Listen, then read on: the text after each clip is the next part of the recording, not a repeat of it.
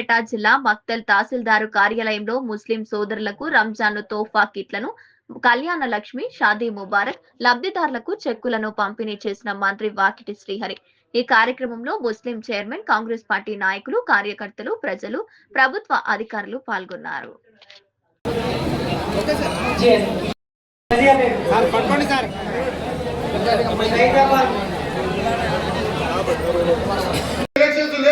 Sarpanch elections అయిపోయి, municipality elections అయిపోయి, నా ఎలక్షన్స్ ఇంకా 3 ఏళ్ళు ఉన్నాయి.